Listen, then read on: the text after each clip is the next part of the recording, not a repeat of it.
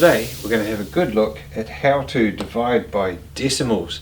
Now it sounds tricky, it can be a little bit hard to get your head around, but it's more to do with place value than how difficult the division is. So we'll do a few examples and hopefully by the end of this it'll explain a little bit more for you. There's levels of trickiness with dividing by decimals. Ones like this look hard but actually are easy. And ones like this one here look easy, but actually you need to have a good think about.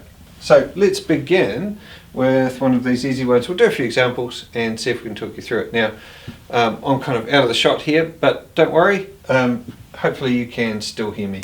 Okay, how am I going to divide 2,684 by 0.5?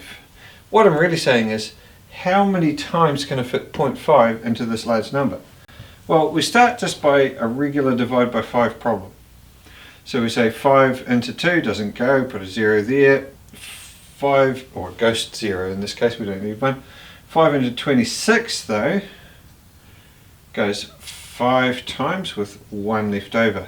Then 5 into 18 doesn't get into the 20, but you can fit it in 3 times. 3 times 5 is 15 with 3 left over. 5 into 34 goes 6 times. Now here's where you've got to start to be careful. You've got 4 left over, put in another 0 placeholder there. And then 5 fits into 40 neatly 8 times. Normally we would put our decimal there, right? And the answer would, if we were dividing by 5, the answer would be 536.8. But because we're dividing by 0.5, this little guy here, Dennis the decimal, if we move him here, basically shifting our place value, multiplying by 10, you can put a 0 there if you want, that will give us our right answer, 5,368 times. Now you're saying, I'm doing a divided by, how come my answer is more than the number that I started with? Well, what we're doing is saying, well, how many times does 0.5 fit into that number? A bit over 5,000 times is the answer. Okay, moving along. If you want to have a go for yourself before I put out the answer, you can just pause here. But otherwise, let's go through it together. We're saying the same thing though. How many times will 0.7 fit into this number here? And we just take it one step at a time. Can you fit 7 into 3? No, you can't, but we can fit it into 39. I'd say 5 times. 5 times 7 is 35. So we go 5 times there, we've got 4 left over. Can we fit 7 into 47? Yes, we can. 42 is our answer there. It fits in 6 times. And then we've got 5 left over. Can we fit 7 into 56? Yes, we can. Answer is 8. But we're not done. Because we're dividing by 0.7, what we need to do is carry on.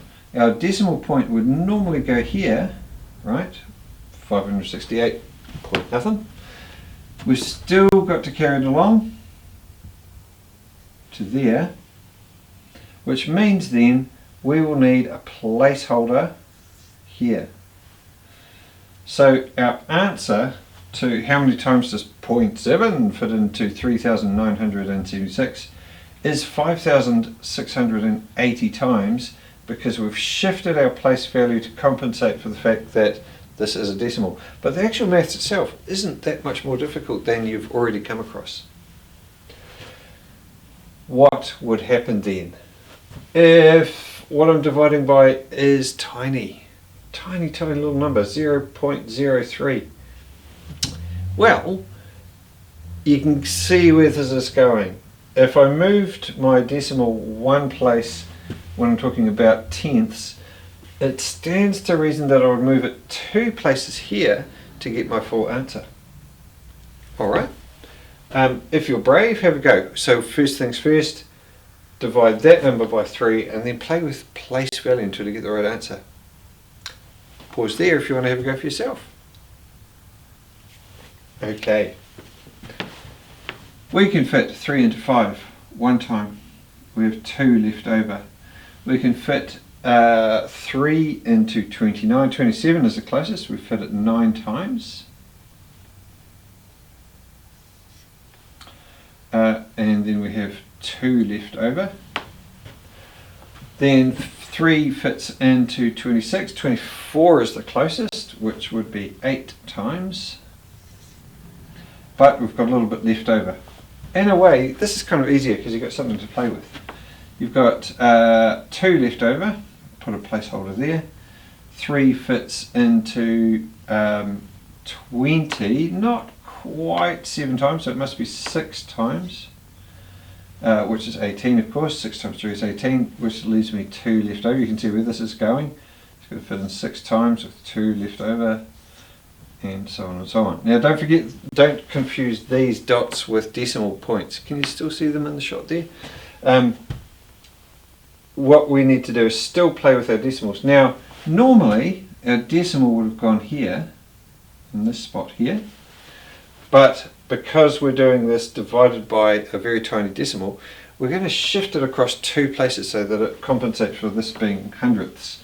So normally a decimal point would have been there. We shift it 2 spots to there. So our new answer is, it's a big number, 19,866.6 recurring. It goes on and on and on after that. So it's not difficult to do if you take it step by step, but the answers can be quite remarkable looking.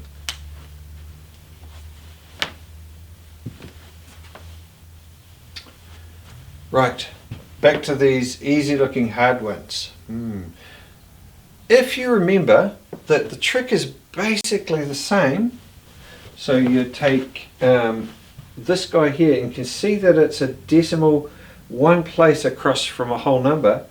If we keep that in our mind, we'll be okay. If we just shift it the same amount that we would as if this was a whole number to start with. What do you mean, Mr. Ian? Well, it kind of goes like this. I need to figure out how many times 2 will go into 0. It goes no times. How many times will 2 go into 6? It goes 3 times. Normally our decimal would be here, but because we've got our place value shift here, move it across. We don't need this 0 at all. Put a placeholder here if you want to, but we can just, excuse me while I find a rag. We can get rid of this 0 because it's not needed at all, and we end up with an answer of 3. So the question really is, how many times would 0.2 fit into 0.6? 3 times. We don't need even this 0.0 because when you're dealing with whole numbers with no decimals afterwards, you can just say it's 3. You'll notice then that if I divided 6 by 2, I would also get 3. It's the same answer even though these are both decimals. It's a way you think about it really. Okay, same sort of thing here. Now here's the tricky thing with this one. The number that we're dividing is actually smaller than the number that we're dividing by. So it presents an unusual kind of thing. But let's carry on. We'll just pop our decimal here to start with.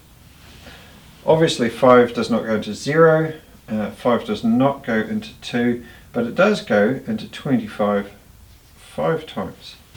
Now, as we've learnt, what we do is, because we're dividing by a number that only has 1 place value shifted, all we have to do is move this little fellow across here just 1 time. Get rid of this one, and we have our answer. It looks unlikely, but if you stick to the format and stick to the rules, it'll work out nicely. Okay, so 0.25 divided by 0.5 gives you 0.5. Mind blowing, but there it is. Now, I don't want you to take my word for it absolutely. Pop these numbers into your calculator, try for yourself and see what you come up with. Whew, This one looks harder, but actually it's not, because the number we're starting with is bigger, so it's less mind-blowing, if you like. We're saying how many times will 0.3 fit into 0.417. So if we were to estimate, if we were to guess even before we started, we could say, well, this number is smaller than that one, so it's going to fit in 1 and a bit times. So that makes kind of sense for a start. All right, let's see. We'll put a decimal point there just as a starting point. In fact, we'll put a little X there just as a reminder of where the decimal point should go. Let's see. 3 goes into 4 once. You've got 1 left over. 3 goes into 11. Closest is 9, of course, which is 3 times. 3 times 3 is 9, with 2 left over. And then 3 fits into 27. Ooh, that's convenient. Exactly 9 times. Now, we had our decimal point there, and we're just going to do exactly the same thing that we've been doing all along, figuring out how many places we've shifted from a whole number just once. Move it across there. Answer 1.39. And that is pretty much as we predicted. We figured that this number is slightly larger than this number, so this will fit into it 1 and a bit times. What have we got as our answer? 1 and a bit. Now, this is where maths and place value and divided bys and all of those get really interesting. So I strongly encourage you to play with your own numbers. Put your own numbers in, have a go, try things out. And as I always say to my kids in class, mistakes equals learning. Have a go, take a risk. You're not going to hurt anybody by getting a wrong maths answer. So please do try, experiment, have some fun. Thanks guys, thank you for listening. We'll see you another time. Bye.